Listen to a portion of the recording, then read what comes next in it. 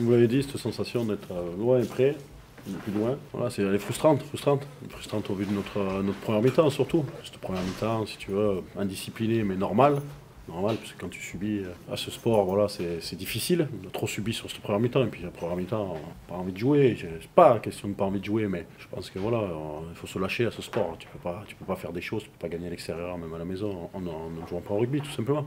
Donc bon, voilà, un peu énervé de cette première mi-temps. Des choses à régler surtout dans l'état d'esprit, dans nos volontés. Les mots, ils ont été clairs à la mi-temps.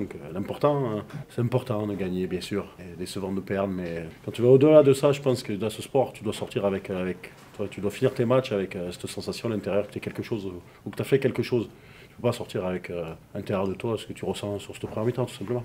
La deuxième mi-temps, elle est beaucoup mieux dans la vie, beaucoup mieux dans le caractère. Et de toute façon, je sais qu'au niveau du caractère, peu importe le score, on est capable de faire des choses solides aussi. Donc on est capable de beaucoup de choses, mais on part de trop loin aujourd'hui. Hein, aussi. Point positif le banc, parce qu'il y a des joueurs qui rentrent avec l'envie de changer les choses, de bouger, de faire des choses sur le terrain, tout simplement. Cette équipe d'Aix, c'est une bonne équipe, mais bon, ce soir, voilà, on est capable de faire aussi des choses pour la mettre en danger. On l'a vu sur cette deuxième mi-temps. Donc oui, c'est vrai que... On peut chercher des excuses, hein, mais je pense que voilà, fallait commencer ce match avec plus de volonté, de faire des choses. Je pense que ça nous aurait permis de ramener quelque chose. Peut-être pas la victoire, mais au moins ce point de bonus. Aujourd'hui, ce point de bonus, tu vas te dire, tu regardes la deuxième mi-temps, tu dis mérite, tu regardes la première, il mérite pas. Donc on va dire la pièce s'est tombée d'un côté. Voilà. Bien sûr, pas forcément ça fait mal. La phase aller, on l'a fini comme une des meilleures équipes à l'extérieur. On a pris des points partout. Aujourd'hui, on va se dire, on n'a pas le même effectif que certaines équipes. Donc avant de dire ça fait mal, il faut regarder le contexte un peu général des choses aussi. Sinon, à ce sport, hein, tu te mets des coups de bâton tous les matins quand tu es coach et quand tu es joueur. Donc aujourd'hui, je regarde aussi la façon générale de voir les choses. Aujourd'hui, tu te déplaces, on change il y a beaucoup de jeunes de notre centre de formation qui rentrent aussi sur nos compositions. C'est une fierté, c'est une fierté.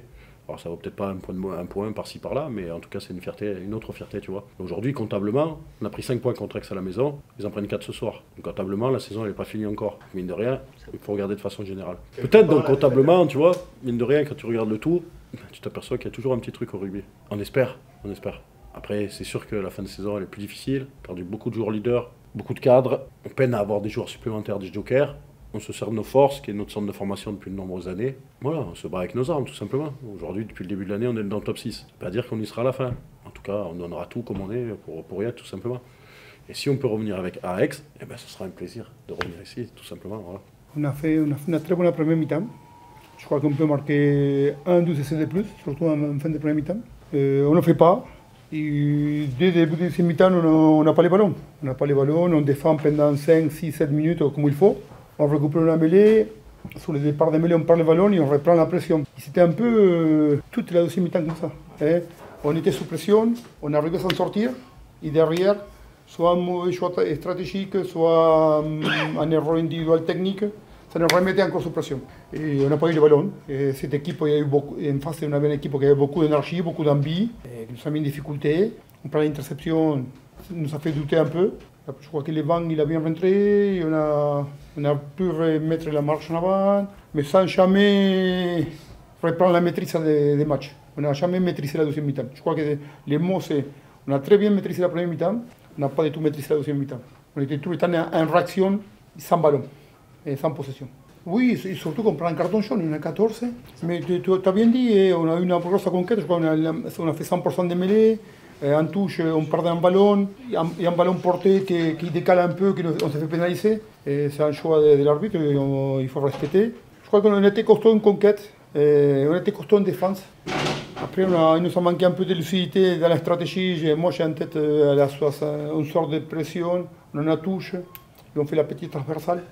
Pour moi, stratégiquement, il fallait faire un ballon porté, appuyer où on était costaud ce soir. Ce soir, je crois qu'on a fait beaucoup de mal dans les ballons portés. Il fallait continuer, mais bon, on apprend dans la prise de décision pour les leaders de jeu. Il y a un renvoi 22 qui va direct en touche, et des petits erreurs individuels, techniques, qui à chaque fois on se remettait sous pression. Ouais, pour moi j'ai retenu la victoire. Hein. J'ai jamais parlé aux joueurs dans la semaine de bonus, j'ai toujours parlé de victoire.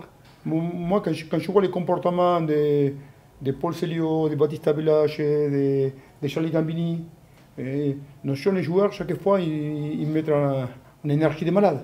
Et en face, il y en avait beaucoup de jeunes joueurs. Je savais qu'il allait y avoir beaucoup d'engagement de la part des vestiaires. Je n'ai pas été déçu. Hein.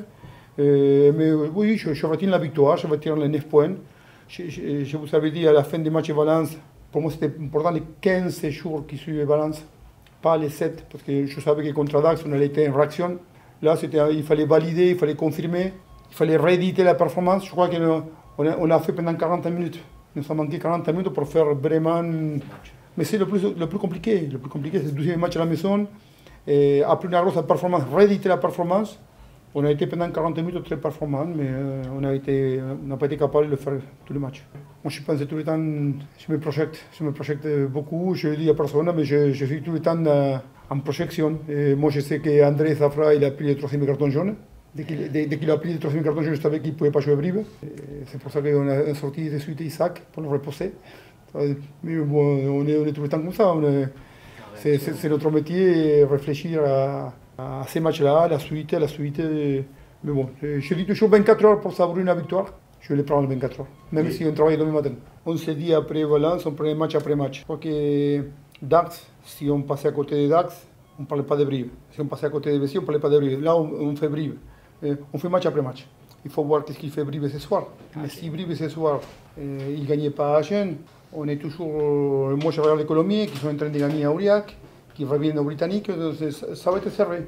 Nous, on doit réfléchir match après match, préparer le que c'est sûr qu'on ne va pas tourner à Brive. Il n'y aura pas de la rotation. On va respecter les championnats, on va respecter cette équipe de Brive et on va pour être performant, chercher la performance à Brive. Je me pose pas la question, franchement.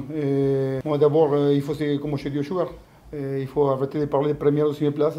Il faut parler de qualification. On va se qualifier d'abord, comme on a fait l'an dernier. Une fois qu'on s'est qualifié dans les top 6, on a commencé à parler des top 4 et après on a parlé.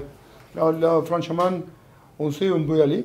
Il y a des chemins qui sont beaucoup plus courts, mais il y a différents chemins pour arriver au bout. Nous, on va aller au bout. C'est ça notre objectif.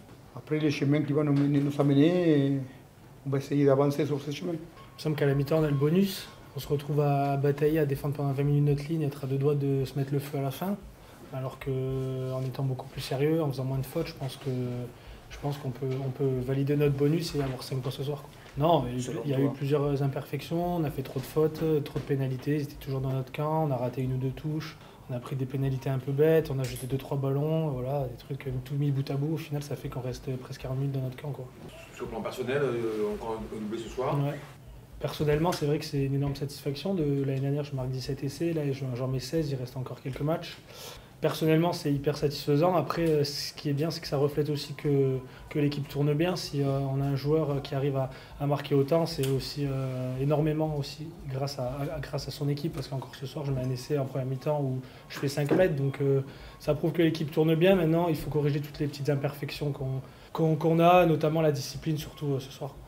Non, mais après, c'est une satisfaction parce que si vous regardez les gros clubs de top 14, les ailiers marquent beaucoup, Bordeaux ça marque beaucoup, Toulouse ça marque beaucoup, donc ça veut dire qu'on déplace le ballon, qu'on arrive à le tenir, ça veut dire que voilà, on arrive à l'écarter, donc ça prouve que l'équipe tourne bien offensivement, que nos ailiers marquent plein d'essais, quoi. Non, honnêtement pas du tout, parce qu'on sait qu'on doit soigner nos entames de deuxième mi-temps, donc le match à Brive il est loin, donc c'est dans une semaine, plus d'une semaine, puisque je crois que c'est à 21h. Oui mais non, je pense pas. Je pense que souvent on a des petits manques en début de seconde, et c'est ça qu'on doit gommer, quoi. Ouais. Non, mais c'est vrai que les équipes qui viennent à Maurice David, ils s'appuient énormément sur le combat.